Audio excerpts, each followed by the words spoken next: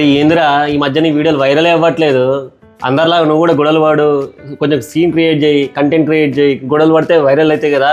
మనము గట్లనే స్టార్ట్ చేద్దామా? నాకన్నా 3 చైర్లు వేసుకొని కూర్చుంటా, నా మీద నా తల మీద కూర్చో. ఇక అట్లేం లేదు, ఉన్నాయని చూస్తున్నా కానీ అట్లనే ఈవెన్ నువ్వు బిగ్ బాస్ చూసినా ఇప్పుడు గొడవలు పడే ఎపిసోడ్లు సీజన్స్ ఉంటాయి కదా, అవే ఎక్కువ ఫోకస్ అయితే వైరల్ అయితే వ్యూస్ వస్తాయి.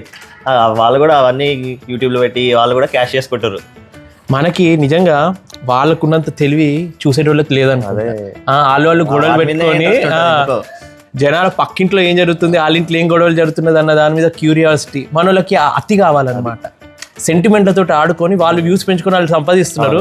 నన్ను ఒపీనియన్లు అడుగుతున్నారు కామెంట్లో, అన్న నీ ఒపీనియన్ ఏంటన్నా వాళ్ళ మీద వీళ్ళ మీద. వాళ్ళ పేరు మనం ఎందుకు తీయాలి, వాళ్ళని ఎందుకు హైలైట్ చేయాలి? అసలు మనం చూసి మనం పిచ్చోళ్ళని అవుతున్నాం కానీ వాళ్ళు మంచిగా డబ్బులు సంపాదించుకుంటున్నారు. మనకు తెలివి లేక ఏదో సింపుల్ వీడియోలు చేసుకుంటున్నాం, నవ్వించే ప్రయత్నం చేస్తున్నాము, వాళ్ళకేమో గొడవలు వీడియోలు కావాల్సి వస్తుంది. మనం ఒక గొడవ పడే వీడియో ఏదైనా చేద్దాము, సెట్ అవుతుంది అంటావు మనకి?